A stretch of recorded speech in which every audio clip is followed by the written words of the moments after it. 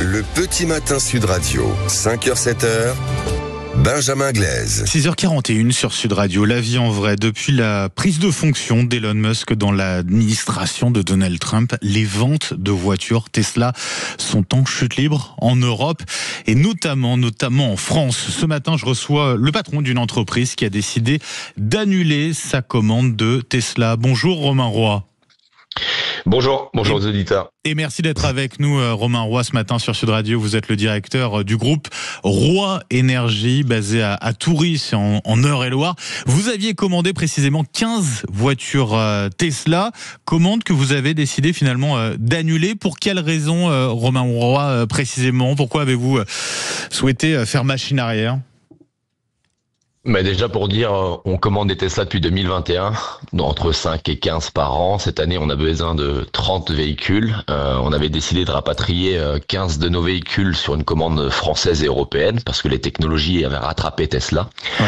Et puis fin d'année, c'est commencé déjà à avoir des propos et une décorrélation entre le porteur de la marque Elon Musk et puis les valeurs de la transition, je dirais écologique, portées également par Tesla. Et le coup de grâce a été fin janvier sur les gestes extrêmes, les prises de position que j'appelle moi presque de l'ingérence dans la politique allemande, dans la politique européenne.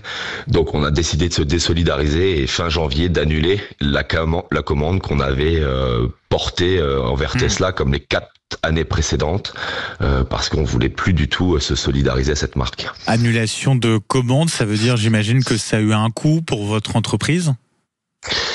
Oui, parce que les technologies ont été rattrapées par les européennes, mais le rapport qualité-prix n'est pas rattrapé.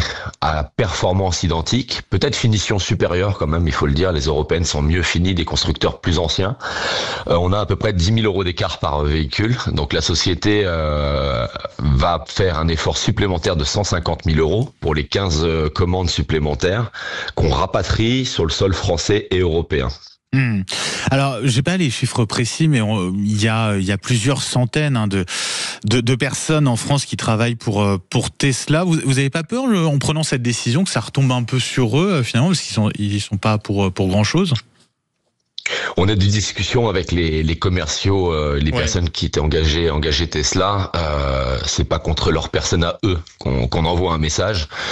Je crois à un moment que le consommateur individuel, la société, nos États, l'Europe doit réagir, doit se rendre compte qu'on est la première puissance économique mondiale. Et que collectivement ou individuellement, quand on envoie un geste, quand c'est à notre tour de prendre des décisions, il faut savoir se positionner. Et c'est pas contre les acteurs locaux. C'est contre un message qu'on envoie, à mon avis, j'espère, plus puissamment à un pays qui se referme sur lui-même, qui se referme sur la vision écologique. Je rappelle qu'ils sont sortis des accords de Paris, on remet, c'est symbolique, mais les pailles en plastique. Je vous parle pas des espaces de communication avec une tronçonneuse, avec les gestes pseudo-hitlériens ou romains, avec les tweets même plus vaseux, mais assumés d'Elon Musk sur l'Allemagne nazie, sur les petits-enfants de l'Allemagne nazie, etc., etc. À un moment, il faut savoir se positionner. Et c'est pas contre les salariés qui sont en France. De toute façon, il y a 6 mois, il y a 3 mois, on a déjà eu des discussions avec eux en les prévenant que c'était en train de dériver. Je peux vous assurer qu'ils sont de plus en plus mal à l'aise de travailler pour Tesla en France. Ouais. Ça, c'est certain, c'est de leur dire.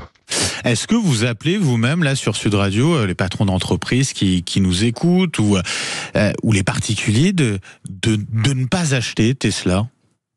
Est-ce que c'est un message aussi que vous voulez véhiculer, sans jeu de mots, aux autres, ou alors c'est une décision toute personnelle?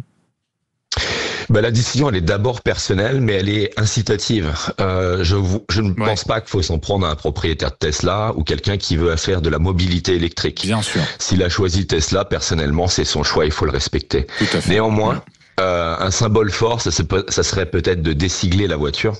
C'est-à-dire, on peut enlever le macaron Tesla à l'avant et les lettres ou le macaron à l'arrière pour montrer que la voiture désiglée n'appartient plus à une marque portée, mais une mobilité électrique, vecteur de transition énergétique. Et je trouve que c'est un symbole assez fort. C'est quelque chose qu'on faisait déjà dans l'entreprise depuis 4 ans.